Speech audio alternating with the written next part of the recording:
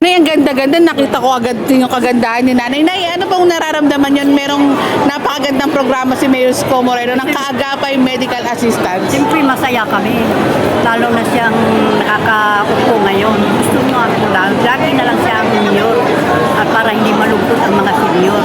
Natutuwa sa kanya lahat ng mga senior. Kasi sa maraming programa na tinatatag niya, laging maraming biyaya na binibigay sa amin, yun ang gusto ng mga senior. Na yung kagaya ng kaagapay, yan, bago yan, di ba? Kaya tuwang-tuwa kami. Kaya maraming salamat po kay Mayor Isko Moreno, kanyang mga programa at napakabait niya.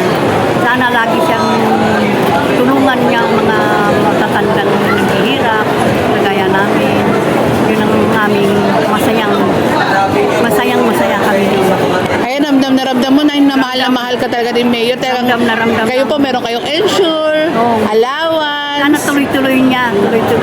Tuloy-tuloy po yan, Nanay, dahil kayo mahal na mahal Para po. hindi kami malungkot mga senior. Ay, ayaw kayo ni Yorme na nalulungkot, Nanay. Talaga totoo yan. Gusto namin masaya kami. Opo. May mensahe ka po ba kay Mayor Isko?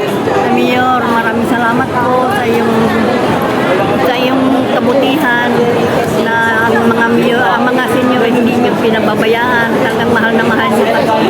Maraming salamat po, Mayor. Sana lagi kami maging Mayor habang buhay. Nay, nakita mo si Yorme, anong naramdaman mo? Ay, unipo ko talaga yung kamay niya. Ay, kinilig ka ba, Nay? Kahit ang gwapo mo.